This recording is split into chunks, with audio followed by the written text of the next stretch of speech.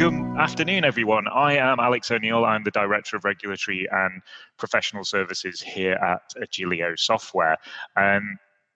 So for those of you who've never been on this, we've been doing this webinar series for about 9 years now, something like that. We are very much a research-led organization. We are fortunate to have really good investment behind us now as we moved from Code and Isofarm into Agilio, which means we can really stay on top of things, and we're very much always in research on what CQC are doing, what HIW are doing, and trying to keep our products, services up to date, and always exciting things coming on the horizon. So I will talk a little bit about that, as I always do.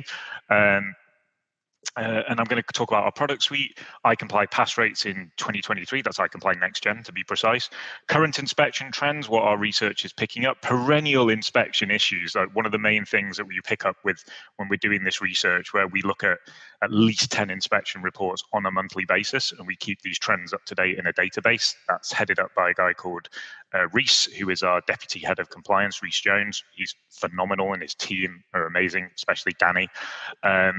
So covering those, we're going to look at the new quality statements, basically what's coming with the inspection, with the changes and when it's coming, which to be honest, still a bit vague. The CQC have taken on a phenomenal job to reorganize themselves internally. And I think that is taking a lot of their time and their effort. So their comms this year have been, well, we'll look at the comms this year. Things have been coming out from them, but I'm not sure what they're actually been saying to us. But I have been told certain things will happen at certain times, so I'll share some of that. But I think it is the CQC have been uncharacteristically quiet towards dental in the last 6 months or so. And then we'll look at timelines for their implementation and what we're doing for our members. So I just wanted to spend a little time, like we do at the beginning of all of these webinars, just talking a little bit about Agilio and what we're doing. Won't spend too long on this, but I think it's really, really important that people understand where we're coming from. As an organization, our mission is to make dental practices easy places to work. And what do we mean by that? We've got about 16 to, no, it's probably 18 or 19 ex-practice managers. Most of them are on my team, are in my department. And we've all worked in practice and we know how tough it is. We've all been there. And we've all got ideas on how to make things more efficient, how to bring great systems into place to make things more efficient. And we're building this product suite, as you can see. I won't go into everything on here at the moment, but the one thing I did want to highlight from this week, which is new, but for those of you who have been with us since the Code days, is that we have relaunched. Sorry, one second. We have relaunched iPlan, which I'm going to pop up on your screen at the moment if you're interested. And we were a plan business at one point. We did a lot of plans, but we have introduced now probably the most competitive plan that I think you can get in practice. So we've got £1 per patient and no registration fee. So I don't think there's anyone who's doing a better deal than that. So if you want to book that chat, if you want to book a chat with us to discuss it, you can click on that link now and have a chat about how we can, or probably, almost definitely, if you have a plan, save you money on your plan as a business. So this is our idea of trying to make businesses as efficient as possible and giving really good tech around this. The other thing I wanted to sort of touch on was iComply, because iComply, February last year, we launched a new version of iComply, which everyone got automatically upgraded to. So I just want to ask some questions, which I'm interested in with the poll. And the first one is just going to do a couple of quick polls. Is your practice currently an iComply member? So just be really interested if people are on here. Hopefully you can see the poll and it's come up. I'm just really interested if you are currently an iComply member. And then what I'll do in a second is, can everyone see that poll? Yes, looks like it's going up. Is it? Oh no, I haven't actually put it up. Oh, actually no, I've now put the second one up, which is, of those of you, just whether you're a member or not a member, do you know what iComply Next Gen is? Are you aware of this? Have you heard of it? Or are you sort of scratching your head going, well, I know what iComply is, but I'm not quite sure what iComply Next Gen is. So I just wanted to talk a little bit about that, because we've been doing so much in the last 12 months that I think it's really, really good to tell our members what they've got, but also people who have either never had iComply or used to have the old version of iComply, what iComply Next Gen is, and the effect it's been having. So iComply Next Gen has had a pass rate of 100%. Every practice that has iComply Next Gen, we haven't got the June data yet, but from January to May this year, every single practice that had iComply Next Gen passed inspection, which is phenomenal. We've not seen these sorts of pass rates since 2015. And as I said earlier, we are research led, and I'm going to show you some of the research in a second. But what our research allows us to do is what you can see on the screen here, which is that iComply Next Gen has priority filters, high, medium, low, which is based on all of it is compliance. It's all stuff that you have to be generating evidence for, but we're constantly looking at what's really important to the CQC at the moment, and we do reviews on these and we tweak these ratings. So if you've had iComply and you've moved away from us, or if you've been interested in iComply and you've heard maybe it wasn't quite suited to your practice, I'd have a look again. And what I'll do right now is I'll just pop up, and we're going to move on to the webinar after this to the one, but I'll pop up a thing for iComply for you. And I think if you've never looked at it, or if you moved away from it, or you thought it maybe wasn't for you, we did a lot of research, and we did went with external researchers and market research, and we created this new version of iComply, and it reduced the iComply workload by up to 40% for some people. So people are spending now, the survey that we just did to all of our iComply Next Gen users, and the information we got back is that most users are spending 2 hours a week on compliance now. So we've cut compliance down from them from 2 days a month to a day a month, or even more. Some people were doing 8 hours a week, and they're now doing 8 hours a month. So I'd have a look at it if you haven't. But I appreciate most people are here because they want to hear about the CQC, so I'm going to move on into that. So CQC trend analysis. Someone just said, if you have iComply, you have Next Gen now. We've automatically upgraded people. You may not have a Next Gen cycle, but that's a different story. And if you don't think you've got a Next Gen cycle and you can't see those filters that I was showing previously, then feel free to give a call in and ask to speak to our customer success team. That'll be option 1, not option 4, which is the compliance helpline team. So on a monthly basis, we are reviewing at least 10 CQC inspection reports, and then we generate and we talk about this and we decide what we're going to do as a team and what we're going to put into iComply and the sort of information we give you and how we prioritize things. So you can see here from most recently, these are the top 10 problem areas: infection prevention, medical emergencies, radiation, workforce, risk to safety, recruitment, fire, COSH, clinical governance, medicine management. And I'm going to cover most of these in the next slide. And the top 10 evidence failures: emergency drugs kit, we're going to cover that. Staff training matrix is really interesting because that's quite new. The CQC are now wanting you to have a staff training matrix to really understand what your staff are doing and what the requirements are. And fortunately enough for iComply members, we have developed one. They are tricky as templates because frequencies of training is not always as clear, but we've got a draft that we've been working on and we're going to put it out into iComply soon. So if you are an iComply member and you would like access to this draft, we don't normally do this, but if you want to ring in on the phone line and press option 4, definitely option 4, not option 1, that's the compliance team. They will share the draft with you. Just be aware that it is a draft and it's not finished yet, and it is a template. So if you ring our phone number, option 4, and I'll go into certain things that are within these evidence failures over the course of this webinar. And most of them are things that have come up time and time again. So jumping into some stuff about fire failures. So fire, if you are an iComply member, we've covered this off. We did a release. Our last release was fire. Our mass focus of our last document release was fire. So we updated our fire risk assessment. We made sure we got improved fire like a fire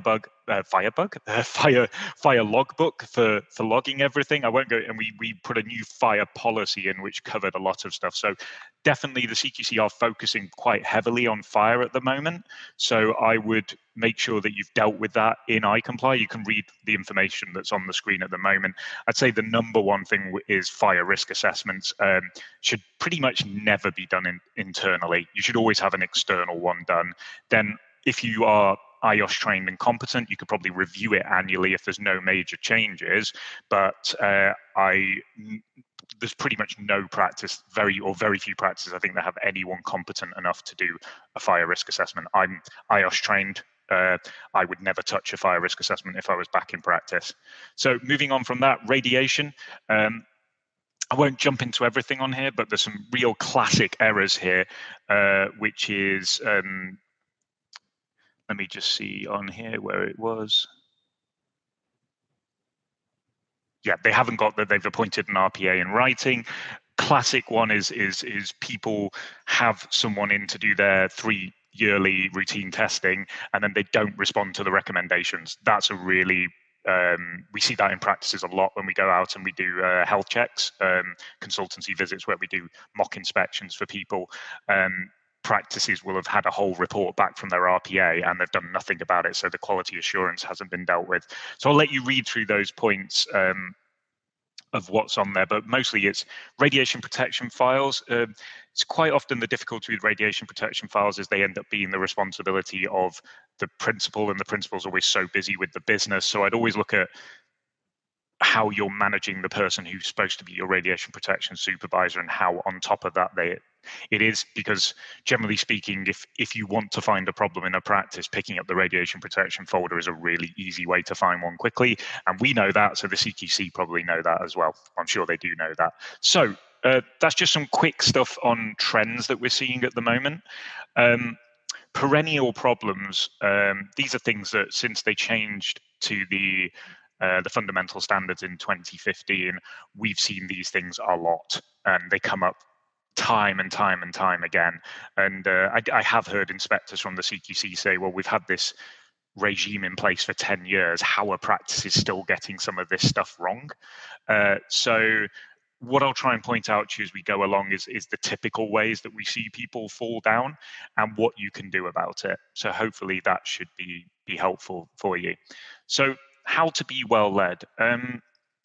When you look at the well led key line of inquiry on the CQC website, or if you look at reports, it very much goes into detail on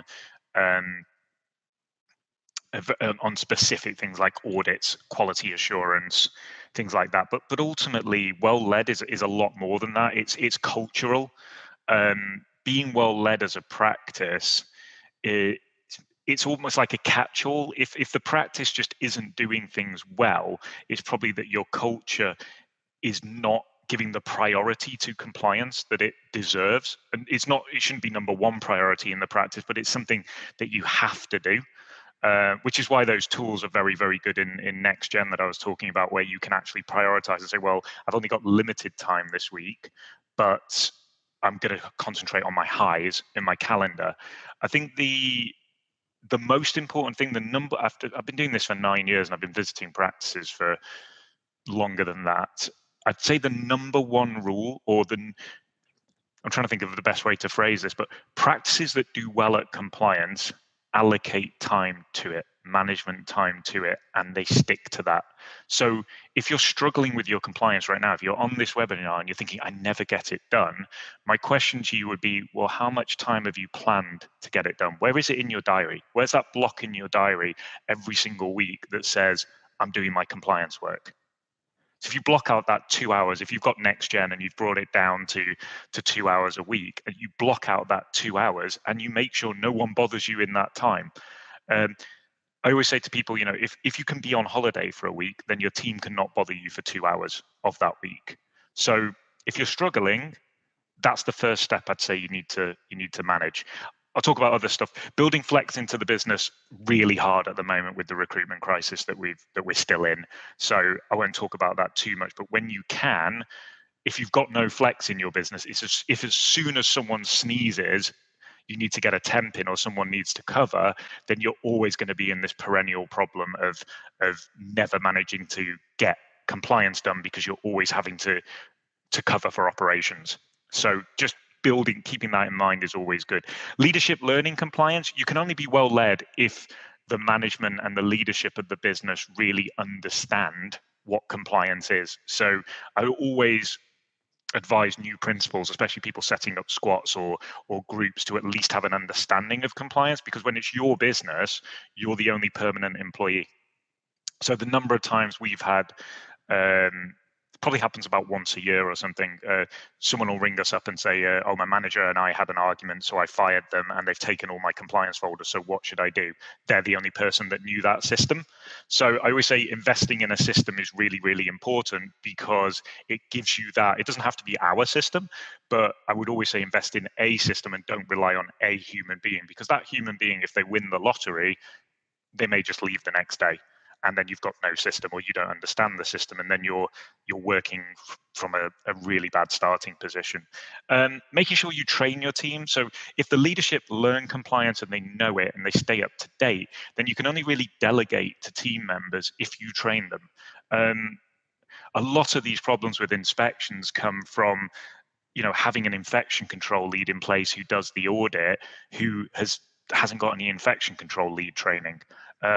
I think as a minimum, people should go on something like the course that Aura do, where they do, I think it's an ILM recognized course for a decon lead, and they train them into how to audit properly. Similarly with radiography, like if you've delegated that to a nurse and you've not actually told her that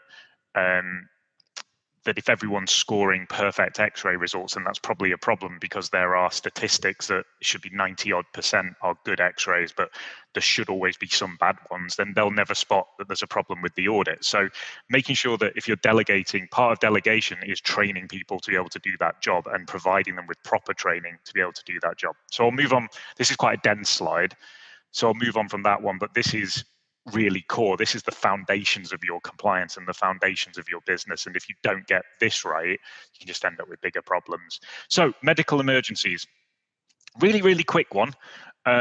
People are still failing on this. It's top of the evidence trends, but ultimately, you've just got to do a couple of simple things. You've got to make sure that you've got all of the items that are on the BNF, the Resource Council list, and all the drugs that are on the BNF list. And then you need to log them. Make sure you note down the expiry dates, the batch numbers. So if you get a safety alert on a batch number, you can look at it. And then you're required to check it weekly, and then make sure you replace anything before it expires. That is pretty much it. That's what you've got to do, but people are still not managing to do this after 10 years of it being in place, or they're checking monthly, or they're having drugs going out of date. And I think partly this is due to delegation and people not understanding. So sometimes you'll ask a nurse, can you take responsibility of this list? And your job is to check the expiry dates every month. So they check the expiry dates, but they've not been trained to replace them when they run out, or what they're supposed to do when they notice a problem. Similar thing happens with Legionella logs as well. I think the other thing as well is management oversight. With something like a drugs log, if you don't have any sort of management double checks, you will find that people are completing that log a month in advance, or they're just carrying on signing it when there are problems on it. So as a manager, you need to just double check this log. Now, what you can see on the left there is something that isn't currently in iComply, but is going to be released very, very shortly.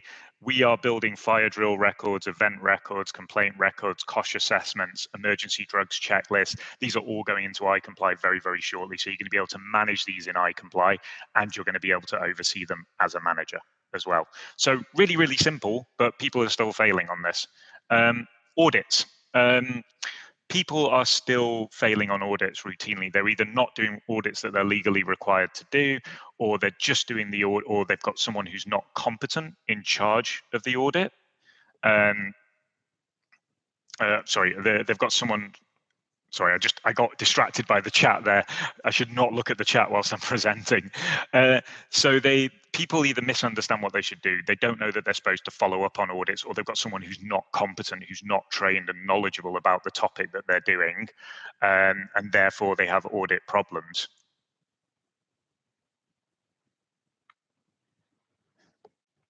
So what audit should you do? So first up, infection, this is in England, this is CQC based. So in England, infection control every 6 months, you've got a responsibility to do an X-ray quality and an X-ray processes audit, which we have both of those in iComply. If you're doing sedation, you have to do sedation audits. That's in the guidance. CQC will look for that. Disability access, technically you don't have to do an audit, but the CQC look for it. And as a practice, you have a duty to make reasonable adjustments for patients with disabilities. And how can you do that if you've not audited? So it kind of is mandatory, but isn't. Clinical records is not mandatory. It's optional in iComply, but I think any practice would be insane not to do clinical records audits, because if you've got a few clinicians, I can guarantee you one of them has notes that aren't up to scratch or are missing something like anxiety scoring or something like that. And the last thing you want is that it's the CQC that spots that, not you, because then they're going to ask you, did you know that this associate had terrible notes? I'm probably exaggerating with terrible. Cleaning, there is a requirement to do a cleaning audit that comes out of the Code of Practice, which is for private and NHS. CQC don't look at it though, but so it's a lower priority one in iComply, but it is actually a requirement. Antimicrobial audits, not technically a requirement yet. Will probably be coming as a new evidence requirement later on this year, or when the CQC start, probably more likely next year when the CQC start their new assessments. But the CQC will look for your antimicrobial audit, and they will write in your report if you've not done one, even though it's not a requirement, and they can't fail you they can't breach you if you've not done it. So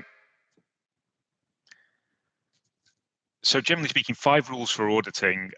You've got to know your guidance. If you don't know what you're auditing against or the standard you're auditing against, and people aren't trained or competent, then you're in trouble. You've got to know your procedures. You've got to understand what procedure, are they following the right procedure?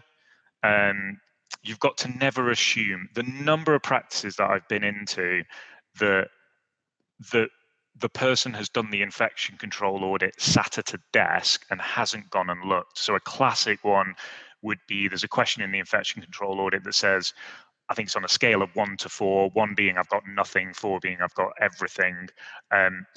How complete are your logbooks for your autoclaves? And everyone goes, 4, brilliant, they're great, we've got everything. And then you go and look at the logbook and you'll find 2 weeks when everyone was on holiday and there were temps in the decon room and no one's filled out the logbook. So you've got 3, you've got partial records, but because you did it as a desk-based exercise and went, oh, definitely we do that, and you didn't actually go and physically check, you've put a massive question mark over your competency as a practice. If a CQC inspector sees that, how well led are you?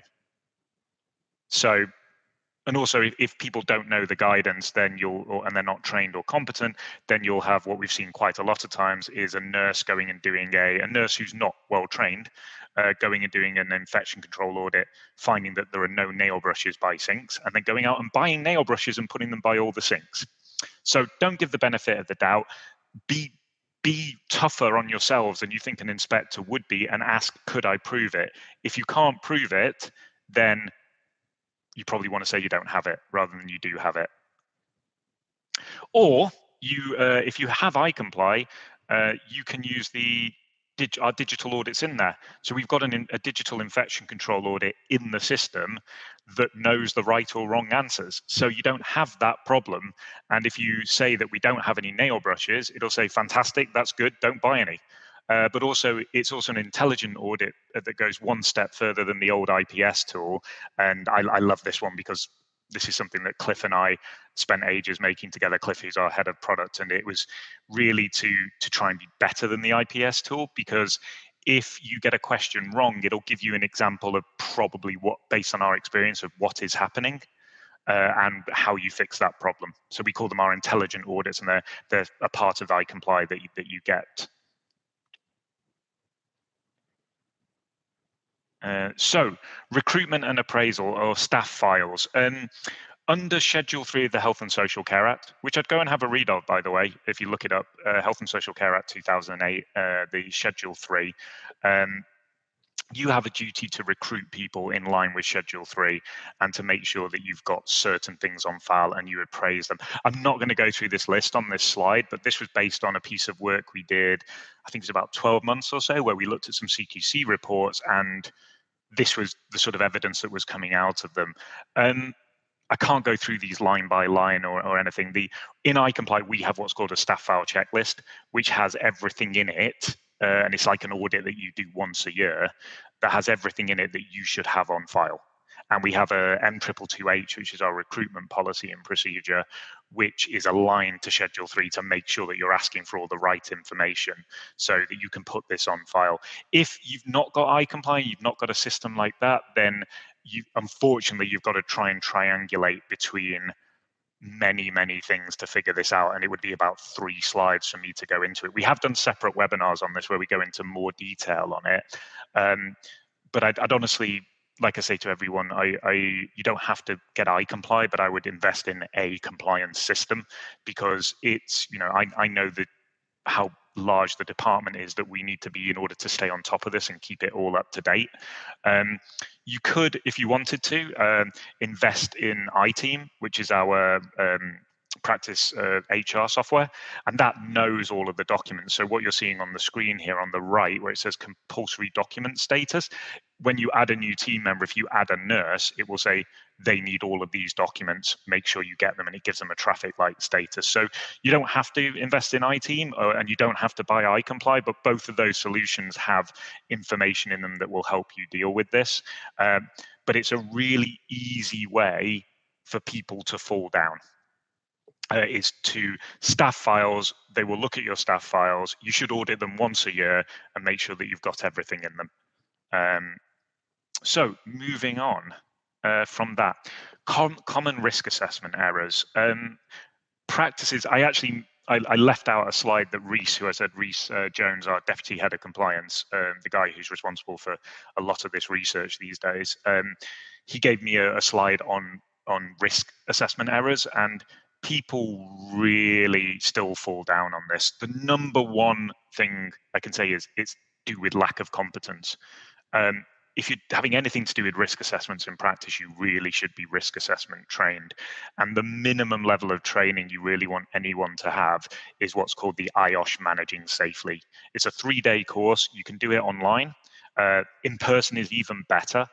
And they are the nationally recognized body for this sort of level of training, and it's the Managing Safely gives you the level of knowledge that you would need in order to do sort of health and safety risk assessment in the dental practice. You could do the pregnancy risk assessments and things like that, DBS risk assessments. I would never touch a fire risk assessment, and I'm IOSH trained. So where people do fall down is that they'll use a template like the one that we have in iComply, but it's a template and it has risk categories. So it'll say blood and saliva, slips, trips and falls, or lasers.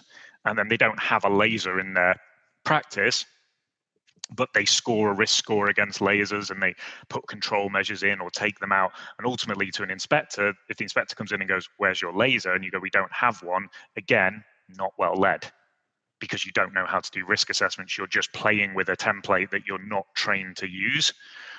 So if you are a manager in that position, I'd ask your boss to get some IOSH training. And if you're a boss, a practice owner, a principal listening to this, and you're thinking, oh, actually, my team are doing, I'm wanting my team to do risk assessments and they're not trained, then you might want to look into training.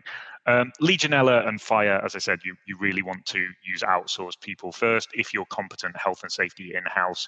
But what else do people do? They don't add or remove control measures. Our template has multiple control measures and you can't have all of them, but we put them there as a template so you can easily delete the ones you don't have. But people leave them all in. So they'll say that they are using safer sharps and they're also not using safer sharps and using needle replacement devices, and the two things aren't possible. so they'll say things like that. Risk scoring, they don't understand risk scoring, and they'll mark things low. So risk scoring is likelihood times severity. So generally speaking, a control measure doesn't affect the severity. If an autoclave blows up, people are still potentially going to die. Sorry, that sounded a bit exaggerated, deliberately exaggerated. But you can't control the risk. What you can control is the likelihood. So if you put the control measures in where you're doing all your tests on your autoclaves, you're having them serviced every year and checked, and the pressure vessel inspections, it's really unlikely that's going to happen. So the risk, the likelihood scored 1 to 3, and the severity scored 1 to 3. The likelihood goes down to a 1, but the severity is still a 3. So you'd see 1 times 3 equals 3. What a lot of people do who don't know how to risk assess just put 1, 1, 1, 1, 1, 1, 1, which means that the likelihood is low, but the severity is also low if it does go wrong. So that's probably the main thing that people do in risk assessment. So that comes out of a lack of competence, which can be fixed by training. So moving on. So that's I've pretty much covered. What have I covered so far? I've covered some inspection trends that we're seeing at the moment. I've covered classic errors that we have around auditing, risk assessments, culture, being well led, emergency drugs, bit around fire. And those are the main ways that people fall down with inspections. And generally speaking, if you've got most of that in place, then you'll be okay. And if you've got that culture in place where you're embracing this, you are setting time aside for this, about 2 hours a week, as we've said, then you should be able to stay on top of it, and it shouldn't be too much of a chore. So what's now going on with the CQC? Because the CQC are changing to what they call the single assessment framework, and this will affect registration. It will affect inspections or assessments, as they're calling on-site assessments. But to be honest, there's very little new information on this that's coming out. I think the CQC have set themselves a very big goal that also involves internal restructure. And I think that internal restructuring and systems creation that they're doing right now means that they are behind. They were planning on launching this in April this year. And then by the way, if anyone can, sorry, I'm seeing a lot of questions coming up in the chat. So if anyone can move these over to the Q&A for later, that would be great.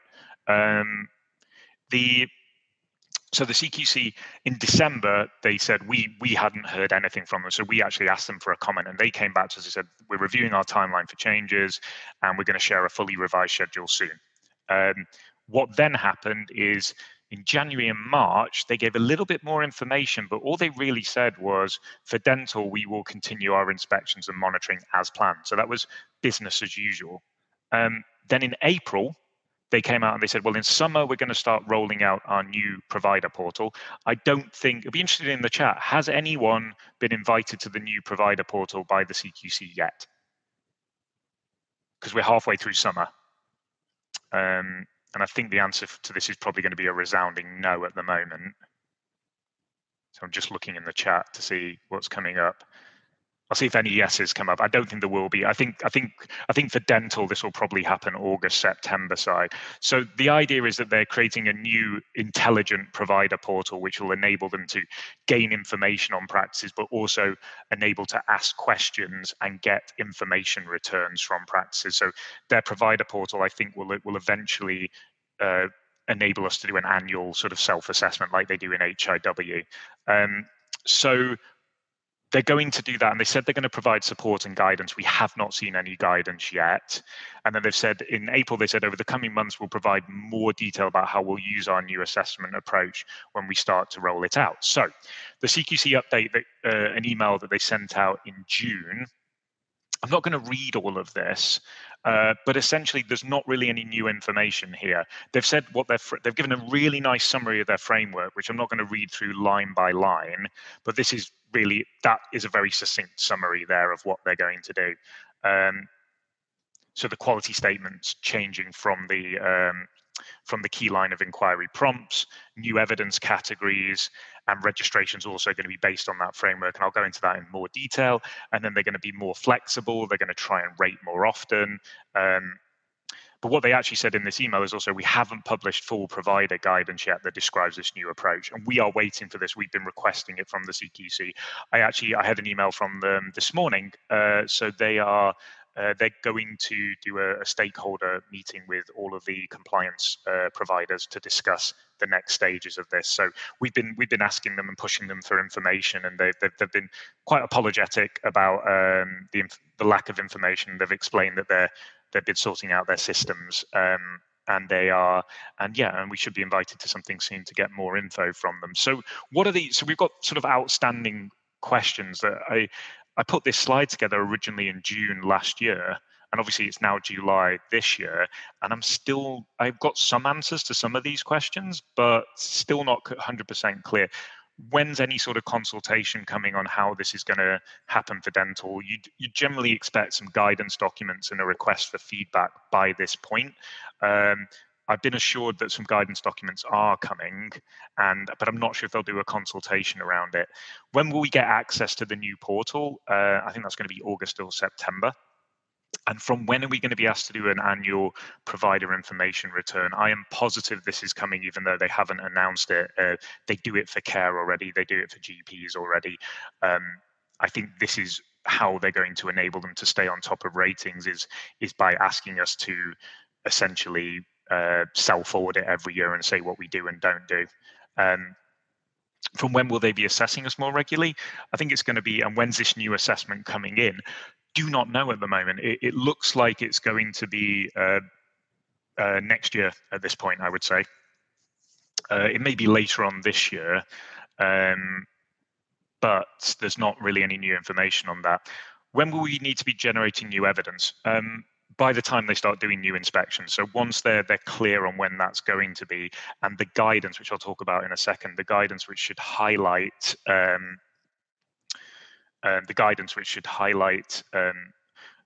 what the evidence categories are, because I think some of them are still not 100% in concrete, then we should have an idea of when we're going to need to be doing that. But we are working on stuff which I'll talk about in a minute. Will we be rated? The whole system that they've built is based around ratings. So I've got this on a later slide, but in a nutshell, every single quality statement, every key line of inquiry now has quality statements underneath it. Every single one of those quality statements has evidence categories, some that are applicable, some that are not. And then every piece of evidence is weighted to then form a score that they will use when assessing you for registration and also assessing you for ongoing compliance. And you've got to get an average of a 3 from what we can see on this. So you need to get a 3. You need to be good to be allowed to be open, and then you want to maintain that good. However, dental practices are not currently rated, and the last we heard about this was that it was up with the Department of Health, but I think that question's been with the Department of Health for about 2 years now, and I don't think anyone's made a decision on it because we are the outlier. We are the one. Well, there's another service as well, but we're not rated. So I think it's inevitable that dental practices will get rated. What do you guys think? It'd be interesting to see in the chat. Do you think it's unfair that we're not rated? Are we happy that we're not rated? Would we like to be rated? Be interesting to see what you think in the chat. So moving on, so the regulatory model, I just basically explained this in a nutshell, but they've got the 5 key questions at the top: safe, caring, effective, responsive, and well-led. Underneath those, they have what are called quality statements, which are based on we statements. We do this as a provider, we do that as a provider, and then they will check how you match those statements. And then there is evidence that's attached to those statements that has quality indicators and ratings, weightings to those quality statements. So that's what the model looks like now. There's multiple assessment frameworks, they're ongoing monitoring, but they're inspections. There's an inspection schedule where they come and see you once every 5 to 10 years. They rate you and then you never see them again. Whereas what they're trying to move to now is everything is based on the same system. So registration and standard inspection right now are different. When you register for the CQC, they ask you for your quality governance and assurance policy, and then they never look at it ever again. So they never ask you to see this policy when you have a normal inspection. So it's an interesting one for us when we are ranking things in iComply. This is absolutely critical for assessment, but is never looked for on inspection. So they're trying to bring that all together so that what they ask for is the same. It does sound like registration is going to get a lot tougher. because that's a lot of evidence to look at. So I'm really interested in when they finally publish some guidance on registration, how this is going to work, because registration right now is fill out a form, send some policies, get interviewed, and maybe they'll look at your practice. But this new registration looks like they'll have to come to your practice, look at lots of evidence, weight it.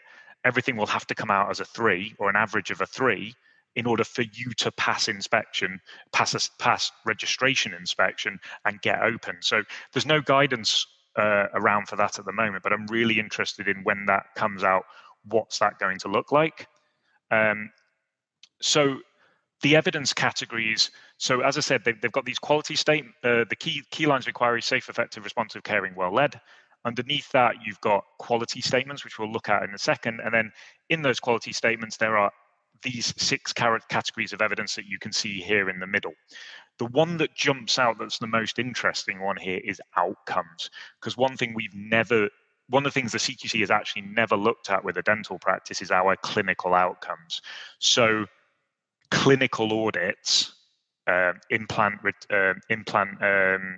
failure rates, re-RCT audits, lost composite audits, these will become an evidence category. So that's probably the biggest change.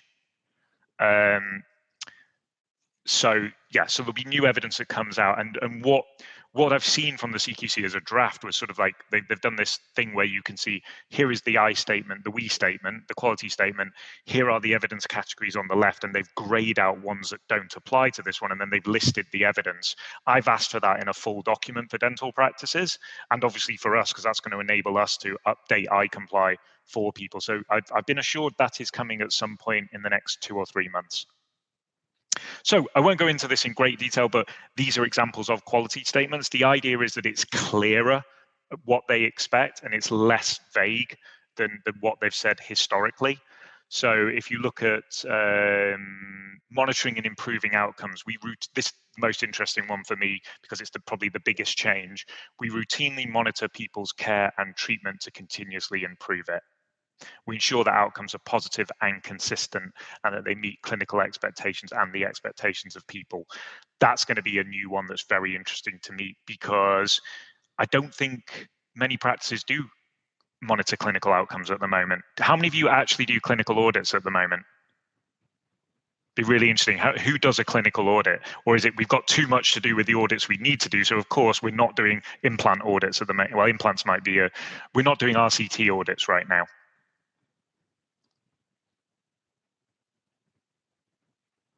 Yeah, so what I'm seeing is a bit of a mixed bag there. So this is just an example of not one of the quality statement evidence, but this is some of the slides that the CQC put out with what they're looking for under safe in general. And I've highlighted things here which I find quite interesting.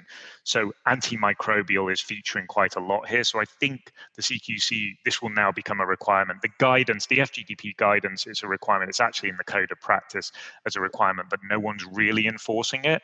So I think antimicrobial will become more important. And this, they've got about a patient deterioration policy in here. I'm not sure what a patient deterioration policy is. So this is something that they'll need to clarify. We're doing some work based on this, but I'm waiting for the guidance to come out, because you've got to get the right level of balance of work that you're producing, because they might change last minute. This has happened with the CQC on a few occasions, for good reasons, as in like they've had feedback on something and they've wanted to slightly change direction. So these are the sorts of information that we're seeing, and staff focus groups are appearing a lot on these as well. So I'm not sure what the CQC are thinking on that, but that's something we'll explore when we meet with them as well. And obviously you've got net zero carbon reduction, which is an interesting one because there's no legal duty here for dental practices. So I'm not sure whether this will make it into the final draft. So it'll be interesting to see. So changes, TLDR. For those who don't know, that means too long, didn't read. That's someone, you've just come onto the webinar and you just want to know in a nutshell what I'm talking about right now. So key lines of inquiry are staying, safe, effective, responsive. The prompts are going and they're being replaced by those quality statements. So there's a list of I can't remember the exact number, about 10 quality statements under each one of those. So there's something like 40 in total, 50 in total. I think there's a bit less. If someone wants to correct me in the chat, if any of the team are on. 6 potential evidence categories per quality statement. So not all quality statement, not every evidence category will be assigned to every quality statement. They're going to do this scoring. The idea of 3 is good and registered equals good. So you need to show that you're meeting this 3. So registration, it'll be interesting to see what happens when that guidance comes out. They're going to do some sort of ongoing assessment. They don't want to be a point in time regulator. So how do they get data about practices that enables them to assess more often?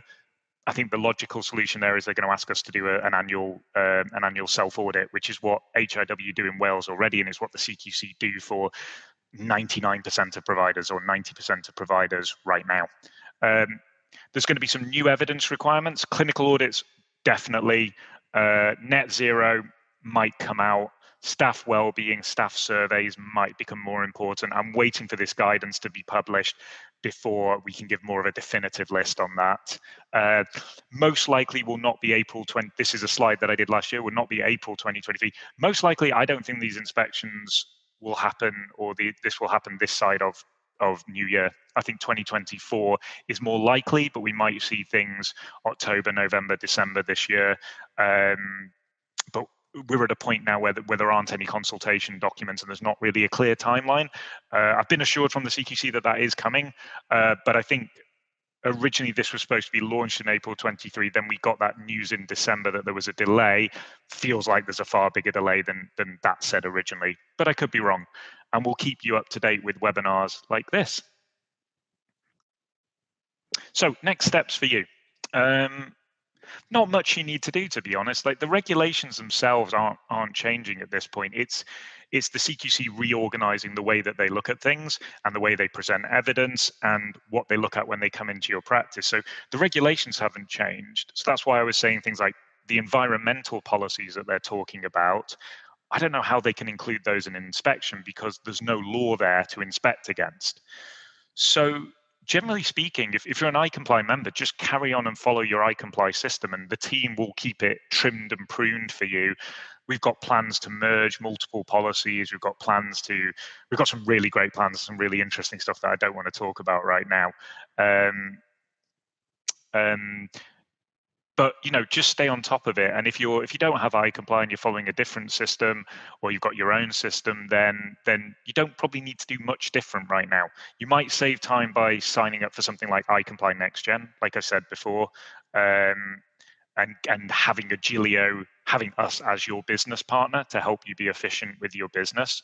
It's good to understand key trends and hot topics. So just keep coming back to webinars like this. Pretty much any webinar that comes from the compliance team, which is we're probably going to be doing one every single month shortly. So we will be updating you guys regularly from webinars, and we'll start doing some newsletters and everything once we've got some ideas with these inspection trends we're doing, and now having a bigger team of actually doing a sort of state of the nation on compliance. So, but to be honest, as I said, just follow your iComply cycle. Wait for the guidance to be published. Once the guidance is out there, we will be all over it, and we will be putting out information of how we're seeing this.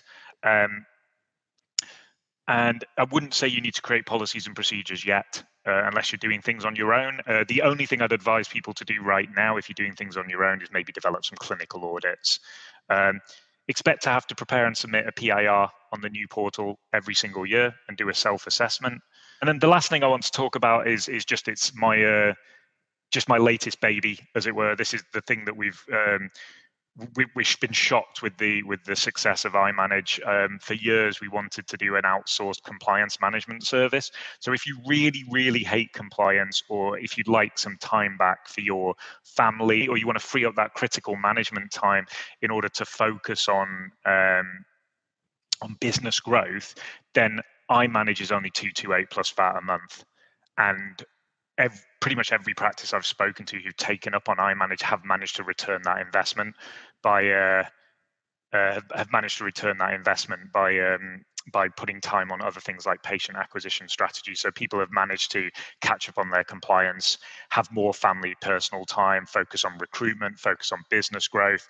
We only expected to get about 60 people joining this service, and so far, and we've got about 120. So it's people are loving iManage. And also, the other thing with iManage that's probably really interesting is that we're about to launch an iManage service for groups. So it's a complementary service. So iManage is basically an outsourced compliance practice manager working through iComply. This iManage group service that we're about to launch is a service for groups that want to replace the time that usually their ops manager is using. So quite often in a small growing group, it's their ops director or ops manager that's doing the group level compliance, and we want to take that pain away. So if people are interested in talking to us about that, it's going to launch next week. Thank you all, and yeah, see you on the next webinar. Take care.